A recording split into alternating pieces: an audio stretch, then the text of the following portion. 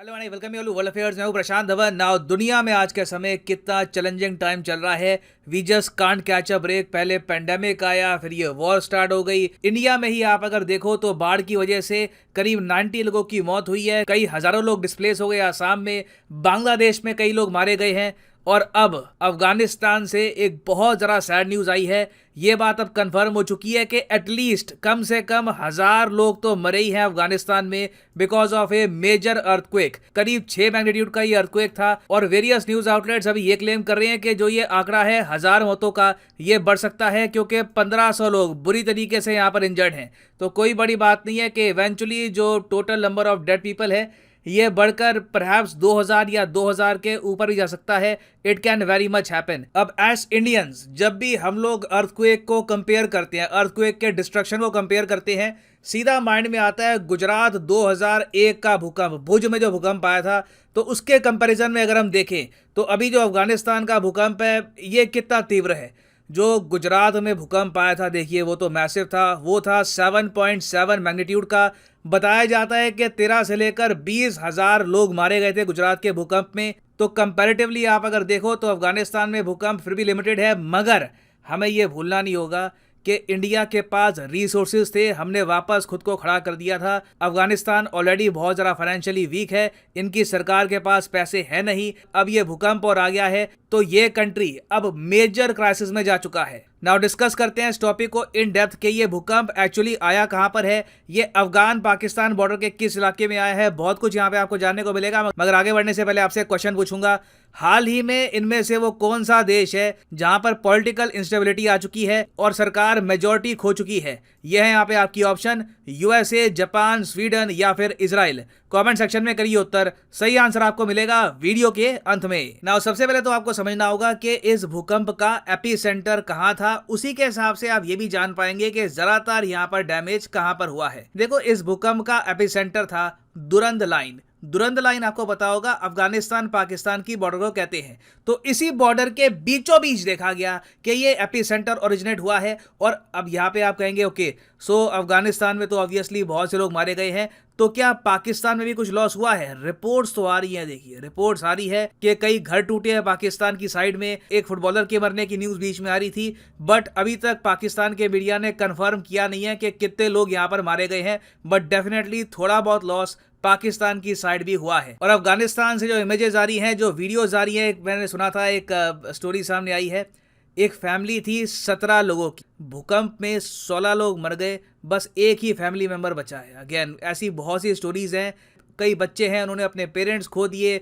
Things are just really bad in Afghanistan. तो need ये है कि दुनिया की जो वर्ल्ड पावर्स है आज के समय ये इकट्ठा आए और कहीं ना कहीं अफगानिस्तान की हेल्प करने की कोशिश करे। और इंडिया के पीएम ने ऑलरेडी कह दिया है कि deeply saddened at the news of the devastating earthquake in Afghanistan, my deepest condolences. और ये यहाँ पर ये भी कह रहे हैं कि इंडिया बिल्कुल खड़ा है by the people of Afghanistan in their difficult times and is ready to provide all possible disaster relief material at the earliest. और मेरे हिसाब से इंडिया की तरफ से बहुत सारा डिजास्टर रिलीफ का जो मटेरियल है ये जाएगा अफगानिस्तान में। अब देखना मुझे यहाँ पर ये है, अब सिंस इमरान खान ज्यादा छोटा नेता हट चुका है पाकिस्तान में, अब जो नई गवर्नमेंट आई है शहबाज शरीफ की, क्या ये ऐसे टाइम में भी छोटी राजनीति दिखाएंगे या फिर पाकिस्तान यहाँ पर कहेगा कि हम बिल्कुल कॉरिडोर्स ओपन कर रहे हैं, चाइना इंडिया की तरफ से जो भी हेल्प, जो भी असिस्टेंस अफगानिस्तान को भेजनी है ये लोग भेज सकते हैं। मेरे ख्याल से आज के समय नीड यही है कि एशिया कोऑपरेट करे आपस में कुछ समय के लिए। जो बायलैटरल इश्यूज हैं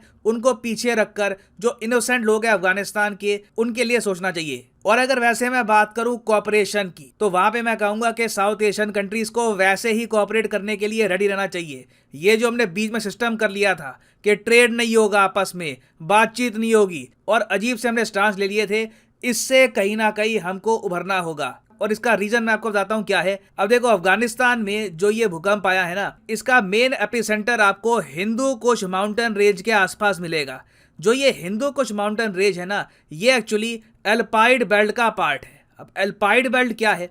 देखो यहाँ पर आप नोटिस कर पाओगे ये दुनिया की मेजर टेक्टोनिक प्लेट्स है, ठीक है। यहाँ पे जो भी टेक्टोनिक प्लेट्स है यहाँ पे हमेशा कुछ ना कुछ सेस्मिक एक्टिविटीज होती रहती है। यहाँ पर सुनामी, भूकंप वगैरह के केसेस लगातार आपको मिलेंगे।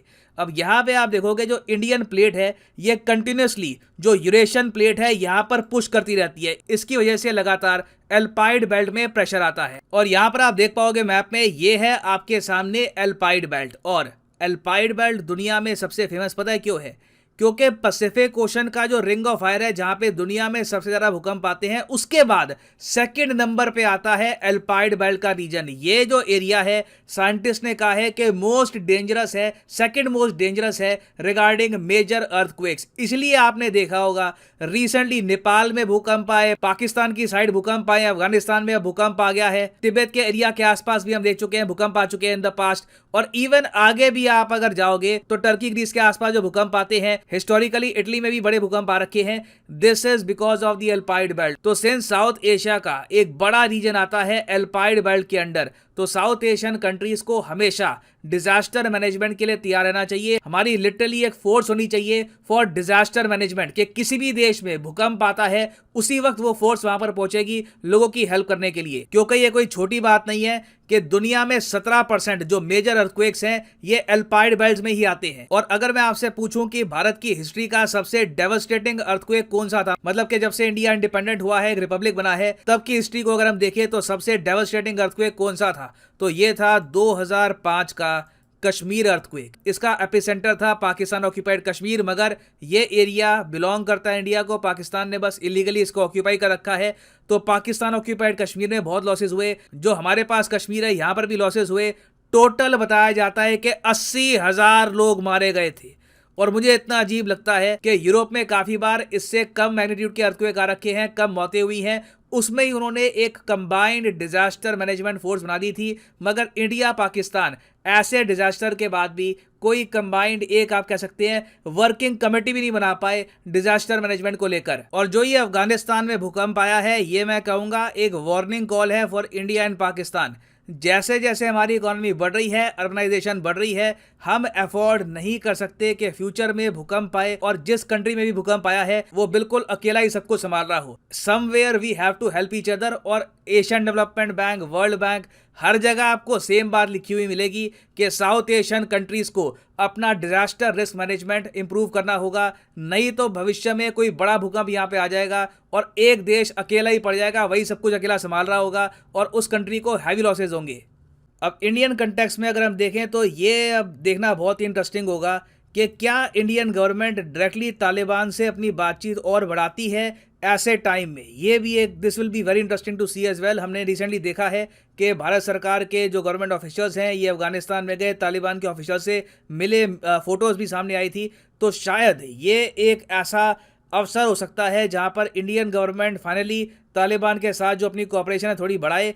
We can see some major developments happen in the coming few week. Of course देखना होगा कि इवेंचुअली यहाँ पर होता क्या है। नाउ फाइनली वापस आते हैं अपने क्वेश्चन की तरफ कि रिसेंटली किस कंट्री में पॉलिटिकल इंस्टेबिलिटी आ चुकी है, सरकार ने मेजोरिटी खो दी है पार्लियामेंट में। तो सही उत्तर इसका है option D, the country of Israel. Israel में रिसेंटली आपने सुना होगा कि नफ्ताली बेनेट की सरकार गिर चुकी है और अब हो सकता है कि बेंजामिन नेतन्याहू इलेक्शन के बाद वापस पावर संभाले इजराइल में। और फाइनली यहाँ पर मैं ये भी ऐड कर दूं कि लाइफ में अगर आप एक बार प्रॉपरली यूपीएससी एग्जाम की तैयारी करना चाहते हैं, किसी भी एग्जाम की तैयारी करना चाहते हैं, चाहे आईआईटी हो, बैंक हो, तो सिंपली जाइए कमेंट सेक्शन में। कमेंट सेक्शन में आपको मिलेगी ये पिंड कमेंट और यहाँ पे आप परचेज कर सकते हैं the course of your choice. For example let's say आप प्रिपेयर कर रहे हैं फॉर यूपीएससी, क्लिक करिए यूपीएससी पर और यहाँ पे आपके सामने खुल जाएगा ये पेज और यहाँ पे आप परचेज कर पाएंगे UPSC course for 36 month as well. अगर मान लीजिए आप एक कॉलेज स्टूडेंट हैं, अभी आपके पास टाइम है 2-3 साल का आराम से यूपीएससी की प्रिपरेशन करनी है, तो 36 महीने का जो कोर्स है ये भी आप कर सकते हैं परचेज। मगर जो प्राइसेस यहाँ पर लिखे हैं ये पे करने की जरूरत नहीं है, सिंपली यहाँ पर कोड यूज करिए PD10 and the prices will start falling. So use the code PD10 and save money. So इसी नोट के साथ ये है वीडियो का। Thank you for listening and as always God bless you all.